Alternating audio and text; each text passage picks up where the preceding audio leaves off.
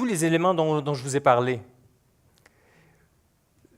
c'est eux qui sont en train de driver cette espèce de vague d'innovation absolument incroyable qui est en train de prendre de l'ampleur. En fait, le train est en train de quitter la gare. Pour ceux qui décident de ne pas aller dans cette direction, ce n'est pas grave, parce que c'est comme l'évolution naturelle. Ils vont rester derrière, ils seront plus compétitifs, et puis on n'aura pas besoin de s'inquiéter d'eux. Alors, cette vague d'innovation est groundée dans le développement durable, une augmentation radicale de la productivité des ressources et de l'énergie. Whole system design, c'est-à-dire qu'on ne regarde pas les éléments dans une usine ou dans une organisation, on regarde l'ensemble au complet. Green chemistry, on en a parlé un petit peu avec Dupont. L'écologie industrielle, évidemment les énergies renouvelables. La green nanotechnology, la nanotechnologie verte, qui est quelque chose en complète opposition à ce qu'on entend par nanotechnologie ordinaire. Mais l'endroit ou le secteur qui est le plus prometteur, c'est la biomimétique. La biomimétique, c'est de s'inspirer de la façon dont la nature fonctionne afin de résoudre les problèmes que nous, on a et puis auxquels on fait face. Ça fait 3,8 milliards d'années que la nature fonctionne, évolue, s'adapte constamment. Quand il y a quelque chose qui ne fonctionne pas, dans le monde naturel, il devient éteint. Il ne reçoit pas des subventions de tel gouvernement ou tel gouvernement. Le monde naturel fonctionne très, très bien, fonctionne en harmonie, fait la promotion de la biodiversité, quelque chose que nous, on a oublié dans notre modèle industriel de développement. Fait tout en boucle fermée, en fait. Il n'y a pas de déchets. Les déchets, la pollution, c'est une invention humaine.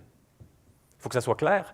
Les déchets, la pollution, ça coûte cher et c'est nous qui avons inventé ce concept. La nature n'a pas de déchets, n'a pas de pollution, ça n'existe pas.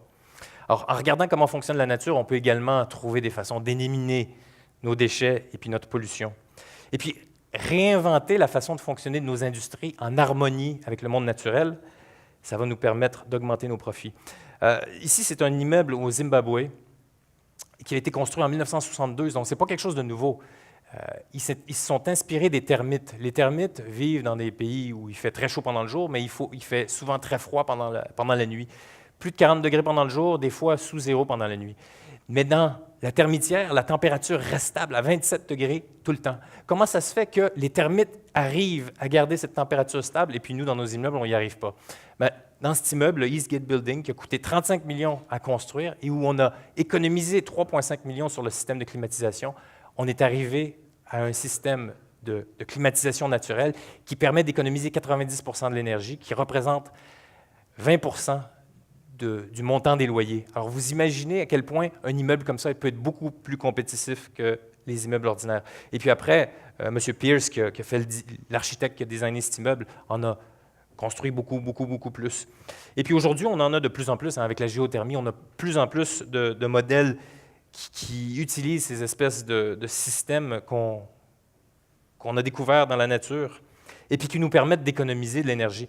Le bullet train, le train japonais, le Shinkansen, qui va à plus de 300 km/h, avait toujours un problème parce que quand il entrait dans les tunnels, la pression de l'air contre le train faisait une espèce de boom, une espèce d'explosion. Donc, ils étaient obligés de ralentir le train avant d'entrer dans le tunnel. Et ralentir tellement que ça devenait, au niveau des coûts, puis également au niveau des horaires, ça devenait un gros problème.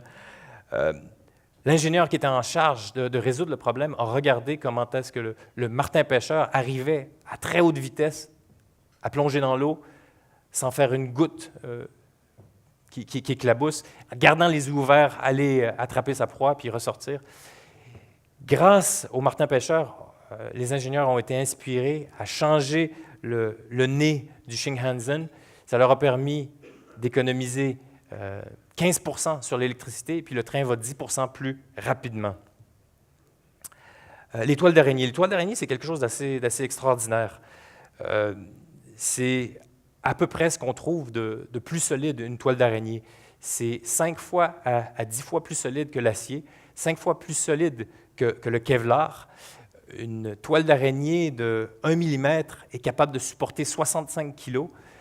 Une toile d'araignée ou une corde en soie de toile d'araignée qui aurait 1 pouce de diamètre pour supporter un pont. C'est quelque chose d'absolument extraordinaire que les araignées arrivent à fabriquer elles-mêmes.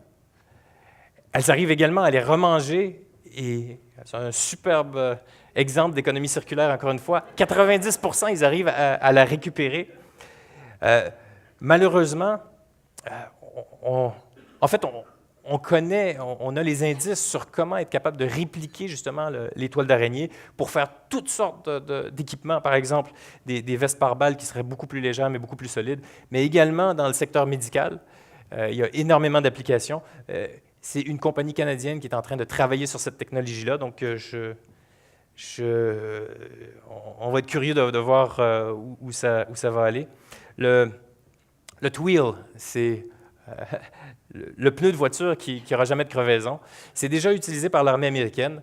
Michelin également a travaillé sur un autre modèle, un pneu un petit peu plus traditionnel. Ils ont perdu le contrat avec l'armée américaine et puis ils ont commencé à travailler sur les autres modèles, le modèle qu'on voit en bas pour les voitures.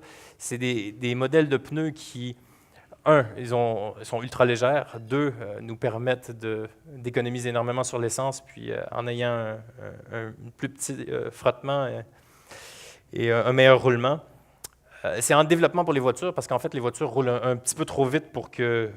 en fait, il y a encore besoin de développement pour cette technologie-là, mais bon, c'est le genre de voiture c'est le genre de roue qui peut sembler étrange aujourd'hui, mais ça va être quelque chose de très standard bientôt. Et puis au niveau de l'armée américaine, en fait, ça s'appelle le Bulletproof Tire. Ça résiste aux explosions de mines, ça résiste, c'est quelque chose d'absolument incroyable. Même si la roue est à moitié explosée, le véhicule peut continuer à rouler. Et puis imaginez-vous un Hummer avec 4 pneus crevés en plein milieu, en Irak ou en Afghanistan. C'est pas très reluisant. Ici, le lotus, la feuille de lotus qui a inspiré. En fait, une feuille de lotus n'est jamais sale. Nos immeubles sont souvent sales. Tout ce qu'on construit est souvent sale, mais les feuilles de lotus sont jamais sales parce que l'eau perle et l'eau nettoie naturellement la feuille de lotus. On a développé des peintures qui imitent ce que fait la feuille de lotus. Et puis, en fait, on peut les trouver, ces peintures, à Montréal. Il y a Peinture Montréal, en fait, ça s'appelle peintremontréal.com. Ça s'appelle Lotusane. Et puis, ils ont de garantie. Vous peignez votre immeuble avec ce genre de peinture pendant 5 ans, vous n'avez pas besoin de la nettoyer, en tout cas pas avec des produits chimiques ou quoi que ce soit. Donc, ça fait une transformation extraordinaire par rapport à la façon de l'entretien des immeubles. Il n'y a plus de problème d'humidité, il n'y a plus de problème de moisissure, il n'y a plus de problème. En fait, c'est quelque chose d'assez extraordinaire. Bon, là, on a l'exemple d'un immeuble qui a été peinturé comme ça. Les éoliennes, on a été inspiré par le humpback whale. On s'est rendu compte que les nageoires avaient des espèces de bosses, mais le humpback whale, malgré sa dimension, est incroyablement agile et il arrive à bouger dans toutes les directions. On a analysé, en fait, les petites bosses sur ces nageoires lui permettent une plus grande stabilité, puis diminuent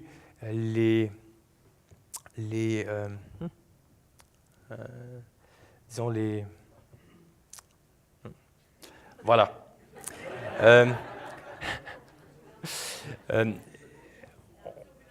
Les turbulences, voilà, merci beaucoup. Les turbulences, il diminue les turbulences et ça diminue, en fait, ça peut augmenter l'efficacité des lames des windmills, hein? Mais c'est utilisé pour les ventilateurs, c'est utilisé pour économie d'à peu près 20%. Alors qu'on sait qu'augmenter la performance d'un ventilateur de 1%, ça devient déjà quelque chose de très difficile. Ici, on a des économies de 20%. C'est également une compagnie canadienne qui est en Ontario qui a le patent pour ça puis qui est en train de développer la technologie. Puis on est en discussion, on est en train de regarder si on pourrait justement développer des affaires avec eux pour exporter leur technologie en Suisse. Là, je vous ai montré comment est-ce que la nature fonctionnait, comment est-ce qu'on pouvait se faire on pourrait être inspiré par les systèmes naturels. Voici comment nous, on fonctionne. Voici les produits chimiques qu'on retrouve dans le lait maternel. Et puis, c'est qu'une petite liste. Il y a 4000 produits toxiques dans une télévision. Ce que je suis en train de vous dire, c'est qu'il y a des meilleures façons de faire les choses qui coûtent moins cher. Et c'est ça, le capitalisme vert du 21e siècle. McKinsey, en 2009, avant la conférence de Copenhague, a fait une espèce de charte de toutes ces technologies, toutes les innovations dont j'ai parlé. Et puis, ils ont mis dans l'ordre les plus profitables, les moins chers, celles qui ont un coût négatif, c'est toutes ceux-là. L'efficacité énergétique, l'isolation, les meilleures fenêtres et tout ça, c'est tout là-dedans. En fait, si on est un capitaliste, si on ne croit pas au changement climatique, c'est pas grave. Si on est un capitaliste, on veut faire de l'argent, c'est ça qu'on devrait faire. Puis après, il y a toute une série d'autres innovations, mais peut-être moins intéressantes. C'est des innovations avec un coût positif. Et puis c'est des choses comme le carbon capture and storage, c'est des choses comme l'énergie nucléaire, c'est des choses comme... Ce que ça veut dire, c'est investir dans le nucléaire, c'est-à-dire retarder parce qu'on gaspille de l'argent en investissant dans le nucléaire. C'est retarder cette transition vers une économie verte. Si on veut faire des économies, on veut réinvestir dans le vert, c'est là qu'il faut aller. Deux, trois petits mots. On a parlé tout à l'heure du Canada, et puis le Canada dans le développement durable. On a mentionné tout à l'heure le rôle de Maurice Strong. Le Maurice Strong, c'était la personne qui a été... On a parlé de Rio 92, mais en fait, en 1972, à la conférence de Stockholm, c'était également Maurice Strong, un Canadien qui était le convener de la conférence. C'est des Canadiens qui ont aidé à définir le terme de développement durable. C'est un Canadien qui était sur l'équipe de Sustainability, qui a défini c'est quoi le développement durable, puis qui a rendu le concept populaire. Ça fait longtemps que ça a été fait. C'était les années de Pearson, c'était les années de Trudeau, c'était les années de Brian Mulroney, et c'était un temps où le Canada et les Canadiens jouaient un rôle absolument incroyable sur la scène internationale. Ils jouaient cette espèce de rôle de médiateur entre les pays développés, ceux qui ont pollué, ceux qui ont émis le CO2 qui nous réchauffe aujourd'hui, et les pays en développement qui veulent pouvoir continuer à remonter la pente. Le Canada a toujours joué ce rôle, mais un peu récemment, en fait, c'est un rôle qui s'est complètement transformé. Dans les dernières années, quand on voyait les négociateurs canadiens à Copenhague, à Poznań ou aux autres conférences climatiques, ils étaient toujours, disons qu'il n'y avait pas le sourire aux lèvres. Ils n'étaient pas toujours très fiers de ce que faisait leur gouvernement. Et puis le Canada, année après année, est devenu le mouton noir des négociations climatiques. Pourtant, ça avait bien commencé. Et puis, la communauté internationale a ces espèces d'attentes par rapport au Canada, parce que les Canadiens et les Canadiennes sont fiers de leur environnement, ont l'impression que le Canada devrait être un leader sur toutes ces questions, sur les questions de développement durable, sur les questions d'économie verte et toutes les autres. Mais malheureusement, la politique d'aujourd'hui, avec l'emphase sur cette obsession pour faire passer Keystone et puis développer les sables bitumineux, est en train de complètement chambouler le rôle du Canada sur la scène internationale. Ceci étant dit, peu importe ce que le Canada fasse, qu'il soit constructif par rapport au développement durable puis à l'environnement, ou qu'il soit contre, le Canada, d'une façon ou d'une autre, va avoir un impact absolument énorme. Et puis, si le projet Keystone passe comme le voudraient certains de nos politiques, bien, par rapport au changement climatique, par rapport au GIEC, par rapport à tout ça, bien, c'est un peu game over. On a vu comment on pouvait régler le problème des changements climatiques à profit. On a vu que l'armée américaine est en train de passer au vert. L'armée américaine ne veut plus d'énergie fossile.